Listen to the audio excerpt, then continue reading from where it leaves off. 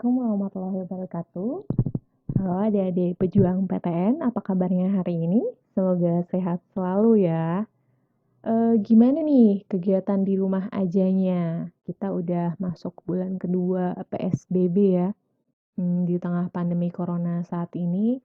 Sedangkan teman-teman juga harus persiapan untuk menghadapi UTBK sendiri, karena kan nggak bisa masuk bimbel ya teman-teman semua ya. Jadi jangan khawatir teman-teman, walaupun tetap di rumah aja, harusnya waktu belajarnya jadi lebih produktif ya. Nah, buat ngedampingin kalian belajar persiapan UTBK-nya, saya dengan Kak Yulita hari ini akan ngebahas tentang TPS atau tes potensi skolastik UTBK yang tipe 3 pengetahuan umum yang bahasa Inggris. Karena kan tipe 3 atau pengetahuan umum itu ada dua ya, bahasa Indonesia sama bahasa Inggris. Nah, kakak hari ini akan ngebahas 4 soal yang diambil dari satu teks naskah asli soal UTBK tahun lalu. Nah, sebelumnya kakak mau kasih sedikit tips nih, gimana sih caranya supaya bisa optimal ngerjain soal bahasa Inggris di TPS ini. Kakak punya 3 tips. Yang pertama, kadang suka ada yang nanya, Kak harus baca semua teksnya dulu nggak sih untuk kerjain soalnya? Nah, ini depends ya teman-teman, sebenarnya tergantung kenyamanan teman-teman. Ada yang lebih pede atau lebih nyaman kalau dia baca teksnya dulu, ada yang lebih yakin kalau dia baca soalnya dulu baru baca teks. Nah, sebenarnya nggak masalah sih yang mana aja, karena kan yang penting bisa ngejawab soalnya. Cuman kan masalahnya kalau di UTBK ini kan waktunya singkat banget ya. Satu soal ini cuman 1 menit. Jadi teman-teman jangan sampai ngabisin waktu cuman untuk ngebaca teksnya doang. Jadi kalau saran kakak sih kalian baca skimming aja dulu si teksnya. Minimal kalian tahu ini teksnya tuh tentang apa sih gambaran umumnya. Jadi nggak harus dibaca pelan-pelan satu persatu, kalian skimming ya, baca cepat aja. Nah, setelah itu baru kalian langsung ke soalnya. Nanti kalau misal dari soal ditanyakannya udah jelas, kalian bisa balik lagi ke teksnya untuk ngecek jawaban dari si pertanyaannya itu. Kemudian yang kedua, yang pasti kalian harus perbanyak perbendaharaan vocabulary kalian. Kenapa? Karena kalau kalian nggak paham vocab, nggak tahu si kata ini artinya apa, kata ini artinya apa, ya pasti akan susah jawabnya teman-teman. Karena kan terutama untuk TPS UTBK ini isinya teks ya, dan teksnya itu untuk tema-tema tertentu biasanya ada istilah-istilah yang lumayan sulit. Jadi otomatis kalian harus perbanyak vocab kalian. Caranya gimana? Caranya kalian setiap kali misalnya ngerjain soal atau baca teks dan ada kata yang kalian nggak paham, kalian cari artinya di kamus atau gampangnya sekarang pakai Google Translate ya. Terus kalian catet, nah kalian ingat-ingat atau kalian hafalin arti dari si kata atau vocab itu. Semakin banyak kalian belajar, semakin banyak kalian ngerjain soal, semakin banyak kalian baca teks, semakin banyak juga vocab kalian yang akan ngebantu kalian untuk bisa lebih mudah mengerjakan soal-soal TPS bahasa Inggris.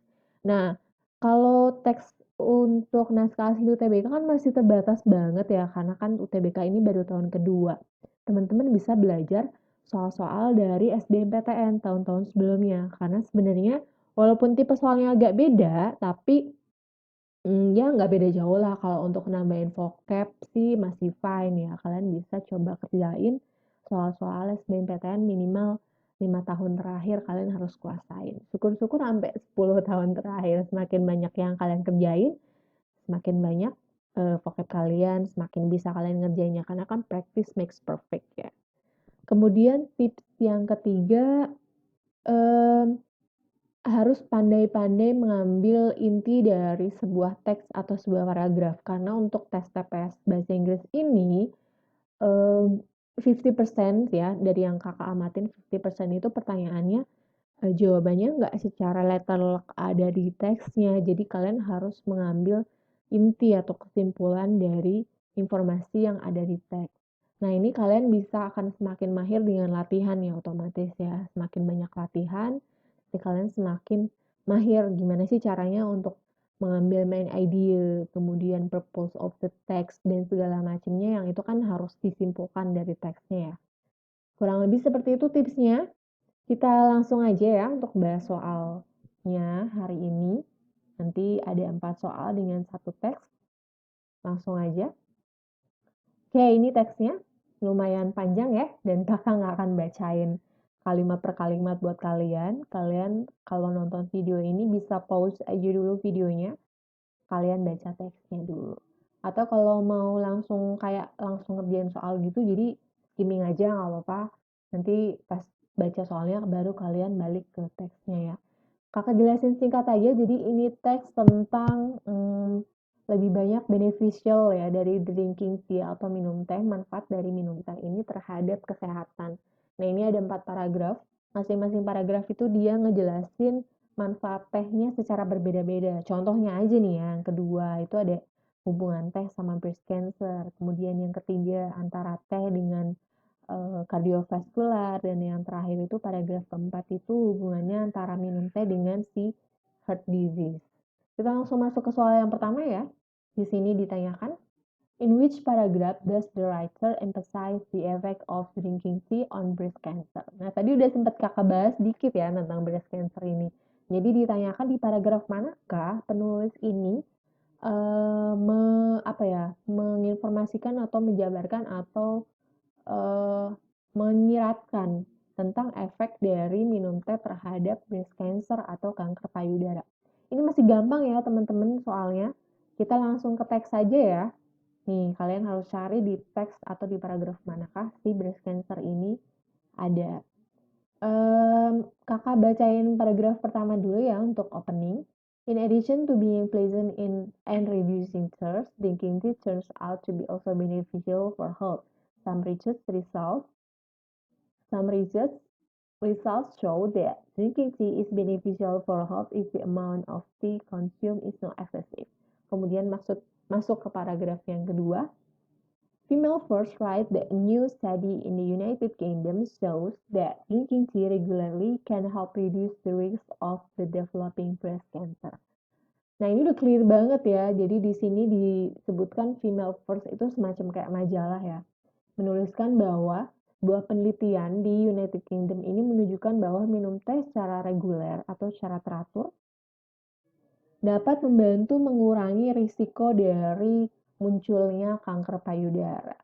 Jadi jawabannya clear ya teman-teman untuk soal yang pertama, antara hubungan atau efek dari drinking tea sama breast cancer itu ada di paragraf yang kedua. Jawabannya yang B, jelas ya, masih gampang ya. Kita lanjut ke soal yang kedua.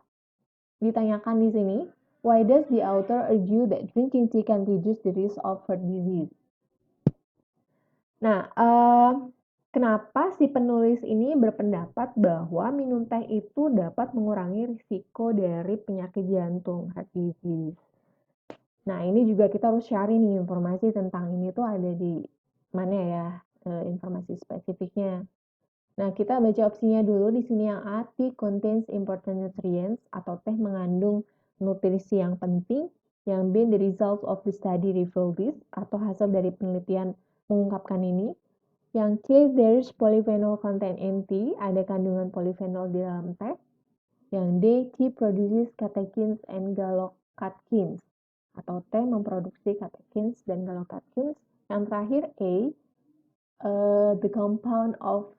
the compound in tea raises blood pressure. Nah, kita balik lagi ke teks, kita harus cari hubungan antara drinking tea sama heart disease. Tadi kakak udah sempat sebutin di awal, itu ada di paragraf keempat, kalimat yang pertama. According to the Daily Mail, scientists from Taiwan reported that consuming 3 cups of tea a day helps prevent heart disease and improves blood circulation. Nah, ini kan ditanyakan kenapa si author ini atau si penulis ini berpendapat bahwa minum teh itu dapat mengurangi risiko penyakit jantung, based on apa nih gitu kan. Nah, kalau di teks ini ada keterangan scientist from Taiwan reported. Berarti ini reportnya atau informasinya itu oleh saintis ya. Jadi bukan cuman sebuah argumentasi atau apa, karena ini saintis yang mengungkapkan, otomatis kan dia sudah hasil penelitian kalau saintis gitu kan, atau hasil dari sebuah studi. Otomatis berarti jawabannya yang B, the results of the study reveal this. Ini juga masih cukup clear ya jawabannya, karena di kalimat atau di paragraf ini tuh hubungan antara drinking tea sama heart disease itu sama sekali nggak disebutkan yang important nutrients, kemudian polyphenol, catechins, galocatkin, kemudian compound increases blood pressure itu bahkan bukan di paragraf ini ya, malah ada di paragraf yang sebelumnya. Jadi clear ya bahwa jawabannya kenapa si penulis berpendapat seperti itu, karena udah ada scientist yang mereportkan atau reported bahwa memang minum teh 3 cups of tea a day atau 3 cangkir teh sehari membantu mengurangi risiko heart disease atau penyakit jantung dan improve blood circulation atau meningkatkan sirkulasi darah. Jadi nomor 2 jawabannya yang B. Kita lanjut ke soal nomor 3. Nah, ini agak harus diperhatikan ya soalnya, maka ini ada beberapa kata yang kakak tandain merah karena ini hal yang harus diperhatikan di sini. Pertanyaannya, what conclusion can we draw from the passage, especially on people who are non-tea drinkers? Jadi yang ditanyakan adalah kesimpulan apa yang bisa diambil dari bacaan. Jadi harus yang tertera di bacaan ya, terutama untuk orang yang bukan peminum teh. Nah, kalau teman-teman sudah baca teksnya dan kalian perhatikan bahwa di teksnya ini dari paragraf 1, 2, 3, 4 itu menjelaskan atau menginformasikan tentang manfaat teh terhadap kesehatannya si peminum teh. Nah, di sini tuh nggak dijelasin sama sekali kalau bukan peminum teh efeknya apa gitu kan. Nggak ada nih secara jelas dituliskan di sini. Jadi kalau misalnya based on the passage atau from the passage ya berarti kita harus based on bacaannya, nggak boleh mengambil argumen atau kesimpulan sendiri. Yang ditanyakan itu kan non-tea drinkers ya, jadi bukan si peminum kopinya. Padahal yang ada di teksnya itu dijelaskan semuanya itu untuk si peminum teh. Tadi kakak bilang kopi ya, sorry salah ya. Peminum teh. Nah, jadi jawabannya itu yang C. They cannot be associated with drinking tea. Karena apa? Karena nggak dijelasin di teksnya. Kalau misalnya yang bukan peminum teh, efeknya apa? Karena dijelasin di teksnya itu cuma untuk efeknya bagi si peminum teh. Coba kita kupas satu-satu ya opsinya. Di sini yang A, they tend to easily get various degenerative disease, atau mereka lebih mudah terkena penyakit degeneratif, nggak dijelasin ya. Kalau nggak minum teh terus jadi lebih mudah terkena penyakit degeneratif, nggak ada keterangannya. Terus they are physically as good as those who drink tea. Secara fisik sehatnya sama nih dengan yang minum teh, nggak dijelasin juga di teksnya. Kemudian they tend to be free from breast cancer. Walaupun di teksnya dijelasin bahwa minum teh itu mengurangi risiko terkena breast cancer, ya nggak secara otomatis juga bahwa kalau nggak minum teh terus jadi lebih mudah atau jadi sulit terkena breast cancer, nggak ada keterangannya juga di teks ya. Dan yang I, they are prone to heart disease, ini juga nggak dijelasin, karena yang dijelasin itu kan yang tea drinkernya, yang peminum kopinya. Kalau non tea drinkersnya itu nggak dijelasin di teks. Jadi jawabannya yang C, they cannot be associated with drinking tea. Oke, understand ya guys. Nanti kalau ada yang bingung, boleh komen aja di bawah ya. Barangkali kakak baca komennya bisa kakak jelasin di komen. Pertanyaan terakhir nomor 4. Which group of readers can take the positive side of the passage? Atau kelompok pembaca yang mana nih yang bisa mengambil manfaat dari si bacaan ini sendiri? Nah, lagi-lagi di teksnya ini kan ditujukan untuk para tea drinker kan, atau manfaat minum teh terhadap kesehatan. Ya otomatis sih ya, teksnya ini otomatis yang bisa mengambil manfaatnya si para tea drinker ini. Ini kan kalau misalnya bacaan ini dipublish, itu kan bisa dibaca oleh siapa aja, bisa dibaca oleh peminum teh, bukan peminum teh, atau kelompok yang lainnya. Cuman karena di sini ngebahas tentang manfaat minum teh bagi kesehatan, otomatis yang ngerasa, oh gue bermanfaat nih baca ini, ternyata kalau minum teh punya efek gini-gini loh, itu otomatis adalah si tea drinkers. Jadi jawabannya yang A, tea drinkers. Nah, yang B, heart surgeons atau dokter operasi jantung, nggak secara langsung ya mengambil manfaat dari ini. Maksudnya, ini kan teksnya lebih ke manfaat untuk kesehatan, walaupun tadi ada kaitannya sama heart disease, tapi nggak secara langsung. Jadi, bukan B jawabannya. Kemudian teenage readers atau pembaca remaja malah nggak disebutin sama sekali di teksnya.